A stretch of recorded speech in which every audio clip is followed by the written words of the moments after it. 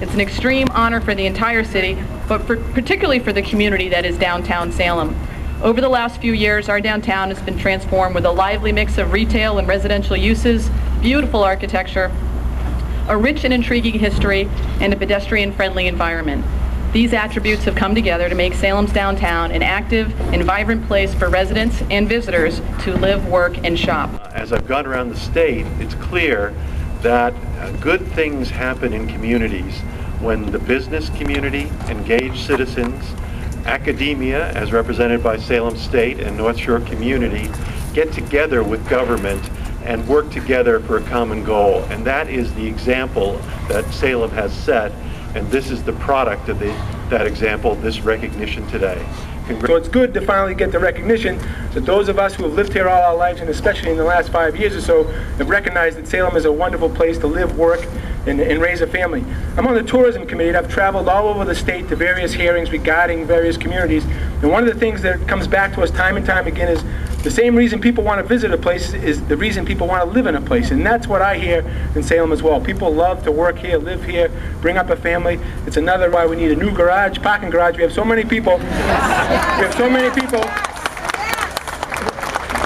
Coming to the city of Salem, and we want more people coming to the city of Salem. Everything's within walking distance of here. My law office for over 20 years is right there. We can point to it. This community is a place where we have a vibrant, continually growing and changing atmosphere with businesses, with restaurants, always with something to do. And everybody here knows that whenever they have folks visiting from out of town, all they want to do is walk downtown and be here. Be here and enjoy some of what we have to offer. So it makes us also proud to be a part of it. Plus, the parking garage, in fairness, the Secretary has already been somewhat helpful. You know, and they're going to do more. The Senator and I have been happy to get the federal money for that. The Mayor is right on the money with that, starting a cause the end of this month to get people together to move it forward. We're going to have so much activity in Salem, we're going to need plenty more parking because this area is just growing and going right through the ceiling. Kim, thank you very much. Thank you, all of you, for being here. I know it's really hard to have given up being in the office and come out here at this moment and stand in the sun. And anytime you want to ask me back on a day like this, I'm here. This is really beautiful, and I thank you for being able to be part of this special honor. But I want you to know, he would find this scene here today particularly amusing.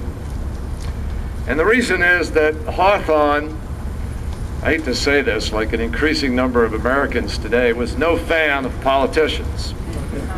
It was partisan politics, a change in the administration here that cost him his job as surveyor for the district of Salem and Beverly, as well as the inspector for revenue for the Port of Salem. I think a cousin of Billy Bulger holds that job now or something. At any rate, that's what forced him to go off and put his enormous literary talents into chronicling man's eternal struggle between choice and consequence.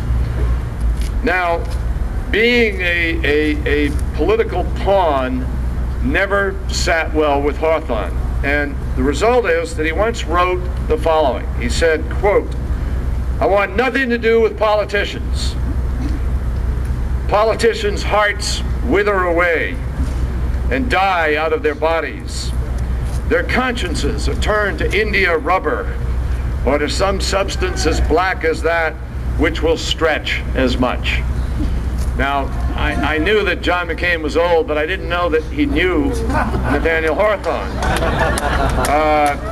I know this is nonpartisan, and I'm just having fun for a minute. It's really special, and it deserves to be honored here today. It's an extraordinary community.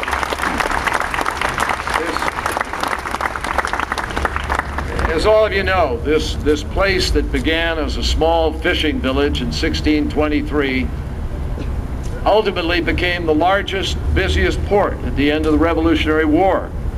And then in the 19th century, when pressures grew on that, it embraced the Industrial Revolution, and the work here was hard and tough. But people made a home, and they made their families, they made the history of this community. And then when that started to move, as it does in economies, Salem once again knew how to reinvent itself as it is today. And throughout time, we've been able to sort of re-embrace the future, which is really what we're celebrating here today. See you guys. How you doing?